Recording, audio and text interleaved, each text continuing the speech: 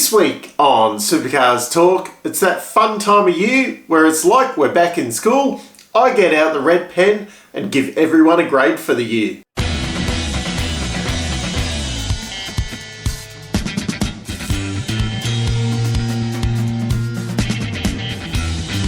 It's that traditional end of season gradings that I give everyone. I'd just like to kick off that these are my opinions. If you don't agree, let me know down in the comments why I've given your driver a bad grading, I assume, because you'd probably be pretty happy if I gave your driver a good rating. I haven't been too harsh on anyone. I think these days, even the guys not doing the greatest job are still doing a pretty good job. There's no one really lagging miles behind. Obviously, some guys are better than others, but no one's a failure anymore. Just some are doing a bit better job than others. I'll be running through in reverse championship order. So kicking it off, we have got the Blanchard Racing team who finished 13th in the team's championship. No surprises there with only one car. In the middle of the year, I gave them a C overall. In the year end, they get a D. Room for improvement. Todd Hazelwood was 21st in the championship, 1,221 points. No poles, no wins, no podiums, one fastest lap. Only 4 times in the top 10. There was 2 DNFs. Mid-year, he got a C. Of course, he gets 100% of the team's championship points. But yeah, this year, Todd just kind of went missing. There was a lot of expectations, I suppose, with this move. It wasn't helped by him being in a Mustang. There was glimpses towards the end of the year, but it was just too late to kind of save his full-time career. They will be moving in a different direction next year. End of year, Todd gets a C. Coming in 12th position was the BJR B team. McAuley Jones, 22nd in the championship. No poles, no wins, no podiums, no fastest laps. 3 top 10s. Jack Smith, 25th and last of the full-timers. No poles, no wins, no podiums, 1 fastest lap. No top 10s though. That's a tough one all season and didn't even crack the top 10 once. It's always hard to judge these two as they do appear to be in the 3rd and 4th string cars. There definitely does appear to be kind of a B team mentality with these guys, but Gen 3 was the great reset where we expected, everyone to start off with a level playing field. Obviously, there's different engineers and different team members, but these guys, they were down the back all year. This has caused Jack Smith to call time on his career. It will be, I suppose, eye-opening for McAuley and his future career next year with, it's looking like someone more credentialed will be in that second car, and then we can probably judge McAuley a bit better going off that. I'm a D for both of these guys, and overall a D for the whole team. They're, second fastest team in the pit stop challenge, but the results just aren't there. Coming in 11th was the Tickford B team. Declan Fraser. No wins, no podiums, 1 fastest lap, 1 top 10 finish. Declan, you were my disappointment of the year. You just weren't in the conversation really all year. The car was very, very anonymous. There wasn't kind of any glimpses there. The Super 2 champion, I would expect just even qualifying here or there where there was, a glimmer. There just wasn't, and it's looked like, the merry-go-round of seats for next year. It looked like you've missed out. D overall. On the other hand, Thomas Randall, 1,700 points, 1 pole, 4 podiums. There was a fastest lap, but that was Gary Jacobson at Sandown, surprisingly. 13 times in the top 10. If Thomas was in the A team at Tickford, they would finish third in the championship. So that's got to be their aim for next year, where it looks like it will be Randall and Waters in the, well, it's not an A team anymore, it is just Tickford. So he came on really strong towards the end of the year. All of Thomas's podiums were in the last 5 rounds. If he can just keep that momentum going into next year, they will definitely be right in that battle for the top 3 in the team's championship. Tom, you get a B+ for overall during the year, but the team, because it's just, you know, a team of 2 halves, it's a C. 10th in the team's championship, Matt Stone Racing. Cam Hill. It's a very similar results sheet to Declan Fraser here. No poles, no wins, no podiums, no fastest lap. 1 top 10 finish for the whole year. Yeah. The big difference here though, Cam did show glimpses during the year, and I'd argue he was in a slightly lesser team. Nothing against the Matt Stone Racing guys, but I expect more from Tickford than what I do against Matt Stone Racing. Cam did show potential, yeah, where Declan, I don't know, there just wasn't those glimpses. Yeah, Cam just needs to kind of get everything together, unlock that potential, and yeah, I can see him even next year learning a lot off Nick Percat, as long as Nick Percat turns it on. But yeah, there's potential there. C for Cam. Jack LeBrock, on the other hand, 12th in the championship, 1 pole, 1 win, 1 podium, which was the win, 1 fastest lap, 14 top 10 finishes. That's actually, yeah, the 14's a big number of top 10 finishes there. He was the revelation of the early part of the year. I was not expecting such a strong start of the year. There was that win at Hidden Valley, which, yeah, kind of earned him a seat with the championship winning team for next year, but he really kind of trailed off towards the end of the year. Overall, I'm only going to give him a B+ from the A that he started off the year with, and overall the team gets a C. PremiAir Racing, 9th in the team's championship. If you add all of their results together, it's still not that great. 14 top 10s for both of them put together. Yeah, no wins, no poles, no podiums, 1 fastest lap for Jimmy. Okay, 16th and 19th in the championship.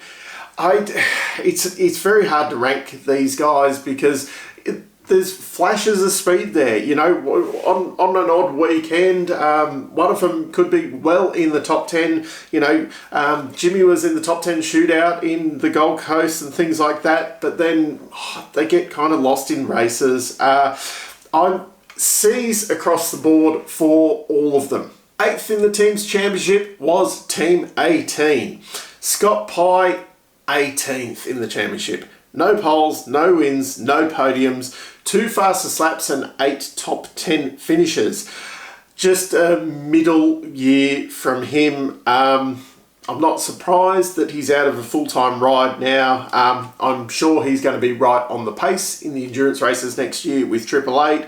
But he had such a promising junior career and yeah, just never seemed to crack it in his full-time career in Supercars.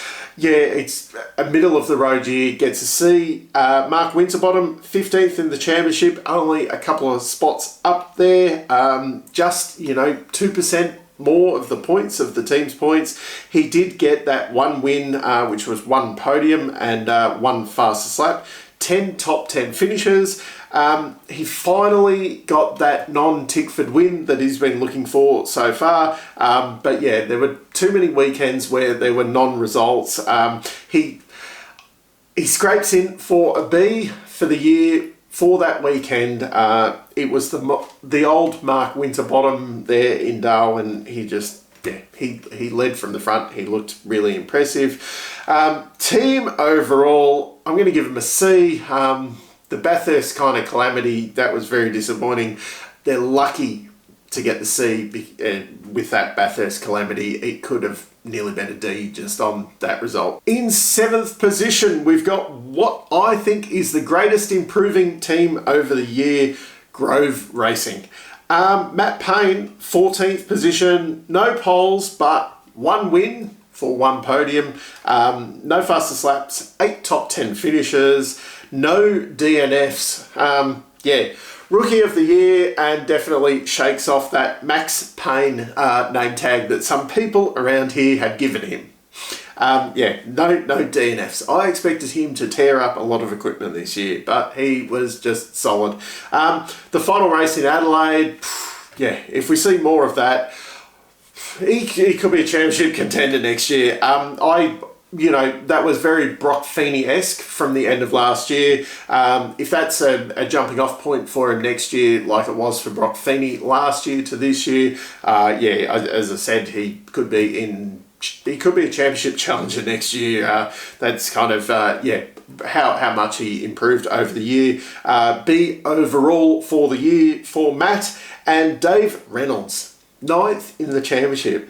1 pole, 1 win finally. It had been a long time between drinks. It's hard to imagine how long it had been since Dave had taken a win. 6 podiums, 1 fastest lap, 11 top 10 finishes.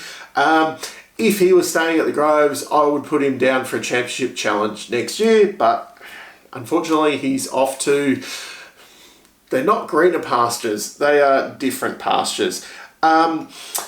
End of season, he was 5th at Bathurst and then on the podium for the final 4 races. I'm going to give him an A overall due to recency bias. And overall, I'm going to give Grove a B+. Dave Couchy's doing great things with that team. They're definitely headed in the right direction. I wouldn't want to be leaving them and going elsewhere right now. In 6th position is Walkinshaw Andretti United. Now, apparently they had 2 drivers this year. Nick Percat came in 20th. No poles, no wins, no podiums, no fastest laps, 3 top 10 finishes.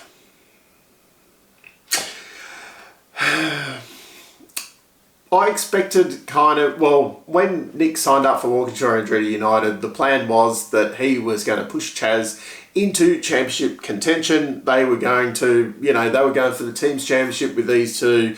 Chaz was off to win, the championship. Didn't happen. Even the reset of Gen 3, that second side of the garage just didn't fire. Let's hope that Nick gets his mojo back at a smaller team next year. This year, though, he gets a D. Chaz, on the other hand, 4th in the championship. There were no poles, no wins, which is very surprising. Chaz normally knocks off at least a win each year. 6 podiums only, 3 fastest laps. The big statistic, though, 21 top 10 finishes. That's big. Chaz won the Mustang Cup. Won the biggest difference between teammates. He couldn't quite capitalise on the changes to the Mustang at the end of the year, like the Tickford and Grove boys did. But he did do enough in those final few rounds to jump Will Brown in the championship, which is very surprising. Just a really strong, solid year from Chaz, if unspectacular. Because of that, he gets an A overall, but the team, because you do need to run 2 cars, so it's a D. Coming in 5th was Dick Johnson Racing. Will Davison, 10th in the championship. I'm a little bit surprised that both of them ended up top 10 in the championship, considering, Will got 1 podium all year. 13 top 10s, not too bad, but not brilliant. They were straight down the line, 50% due to rounding. They got 50% of the team points each. Will just wasn't kind of in that front conversation all year. Obviously, he was in that kind of back of the top 10 to the middle of the teens a lot of the year. He started off the year stronger than what Anton did. Anton looked a lot more lost at the start of the year, but did come on stronger from the middle of the year, and Will kind of drifted a bit more towards the end. At DJR, where he is in his career, he shouldn't just be scraping into the top 10 in points though. C overall. Anton was 8th in the championship. He did have 1 pole position, 1 win, 3 times on the podium, 11 top 10 finishes, which was actually less than what Will got, but he did get a pole and he did get a win, so his highs were a hell of a lot higher. Yeah, Anton though should be challenging for the championship at DJR. It's that simple. So it's a C, and overall the team is just middle of the road. So you get the middle of the road mark of a C. 4th, we have Tickford Racing. Another team of 2 halves. James Courtney, 17th. 1 podium, 1 fastest lap, 11 top 10 finishes. The only man to have a DNS to his name, and he did that twice. Okay, granted, the Melbourne one kind of wasn't his fault because the car did burn to the ground one day. But yeah, there was just too many mistakes, too many incidents, not enough flashes of speed. It's a D overall. Cam Waters, on the other hand, 6th in the championship, 3 poles, 3 wins, 5 podiums, 21 top 10 finishes, so he was right up there with Chaz. Yeah, a really kind of solid year. 57% of the team points, which is actually quite impressive when you have someone like James Courtney in the other garage.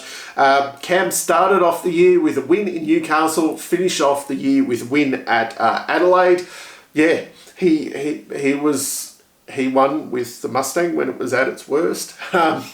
Yeah, there was a lot of disappointment there in the middle of the year though. Not helped Moffat's mistake at Bathurst. That would have netted him quite a big haul of points if they'd made it to the end, probably. And of course the car burning down in Darwin while he was in the lead. Yeah, you wonder how some of the arguments would have gone during the year if that race had played out without that car burning down to the ground. Yeah, if that form at the end of the season though can continue into next year, yeah, Cam will be a championship challenger for next year. I'm going to give him a B overall. Once again, recency bias. Yeah, really strong end to the year. And the team though, they probably a C because yeah, you've got to run 2 cars. Now, for the podium positions, in 3rd place was Brad Jones Racing A-Team. And they brought out the A's this year, hey? Bryce Fullwood, 11th in the championship. Although, no poles, no wins, no podiums, no fastest laps. There was 10 top 10 finishes. Bryce took him 4 years to win the Super 2 championship, and this is his 4th year in the main game, and he's starting to show that he belongs in the main game. It's been a big warm-up. Probably wasn't helped having those 2 unsuccessful years at Walkinshaw's, but this year he really kind of came of age, was very, very consistent over the whole year, was fairly close to Andre all year, 46% of the points, which it's not bad considering. I'm giving him a B overall for a pretty good job done. Heim Gardner, on the other hand, he finished 7th in the championship, 1 pole, unfortunately no wins, 6 podiums, 1 fastest lap, 17 top 10 positions, which is pretty impressive. He was just really, really consistent all year. It's a disappointment that he didn't get that win, but yeah, there was 6 other podiums, which is pretty good. If you add in a reasonable result at Bathurst instead of the blown engine that they had, you'd fully expect them to have finished somewhere within the top 10 at Bathurst. He could have well been 6th, possibly even 5th, knocking off Will Brown in the championship there. So yeah, I expect Jaime to add at least a win or 2 to his tally next year, but for this year it's a B+, and the team just yeah, very, very consistent year overall. They get a B+ for the year. 2nd position, Triple Eight. Yeah, 2nd in the team's championship for these guys. Brock Feeney was 3rd in the championship, 3 poles, 5 wins, 11 podiums, 21 top 10 finishes, right up there with the top of them, but 1 disqualification. He nearly stepped into that team leader role. Very, very similar statistics as Shane van Gisbergen, as you can see. The big thing probably is the unlucky Bathurst that he had. Probably would have knocked Shane off for second in the championship if that had gone his way. I'm fully expecting Feeney to be in the title hunt next year. He's probably going to take that team leader role on. I'm going to give him an A overall for this year. Shane van Gisbergen, second in the championship. Doesn't quite sound right, does it? 3 poles, 5 wins, 11 podiums, 23 top 10 finishes, 1 disqualification, and 3 DNFs. The DNFs would have hurt him a lot more than the disqualification. If we add the disqualification back in, he still doesn't win the championship. Shane, he seemed distracted and disinterested even from the word go. And then, of course, there was disqualification in race 1, which seemed, to really set him off. Other than, Bathurst, typical Van Gisbergen, absolutely flawless drive that day, but most of the year it wasn't that same kind of Shane that we've seen over the last couple of years. Most days Brody had the edge on him, and he didn't deserve to win the title this year, and he didn't.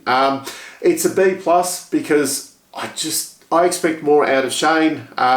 It's a little bit sad that he's gone kind of in this way. Anyone else, this would have been a super impressive year, but Shane, we expect more from you, so B+. And Triple Eight overall, you guys get a B because once again, we expect you to be the team's champion, and you weren't. Coming in first position is Erebus. Will Brown, 5th in the points. 4 poles, 4 wins, 9 podiums, 1 fastest lap, 17 top 10 finishes. There was 2 DNFs, only 44% of the team's points. Such a strong start to the season, and then all the contract stuff and that, and I'm not sure if he got a bit distracted or the team kind of lent a bit more towards Brody or something, but it did taper off a bit towards the end of the year. He just wasn't quite as impressive. This is what is now the best team in pit lane. Although he's going to Triple Eight, they're no slouches. So he should be in the championship fight again next year. But it's going to be hard to go up against Brock Feeney. This year I'm going to give him a B. And the champion, Brody Kostecki, 10 poles, 6 wins, 18 podiums, 25 top 10 finishes, no DNFs. So he basically leads every category there. The most poles, most wins, most podiums, most top 10s out of everyone. A little bit poetic that his point score was 2,888. I thought that was just a nice little kick in the guts to someone else. I cannot believe this. He had more podiums than what Will Brown had top 10s. A nearly flawless season.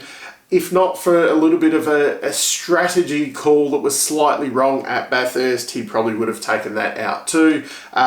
Brody gets an A+, and Erebus overall, I'm going to give them an A. It would have been an A+, but for Will Brown's kind of, slide a little bit towards the end of the year. So that is my end of season gradings for all the drivers. Just remember, this is a bit of fun. It is my opinion. If you don't agree, if you think I've been a bit too harsh on someone, if you think I've been a bit too soft on someone, let me know down in the comments why. I'd love to hear differing opinions, so let me know what you think. But until next time, I'm still Dave, and I'll catch you later.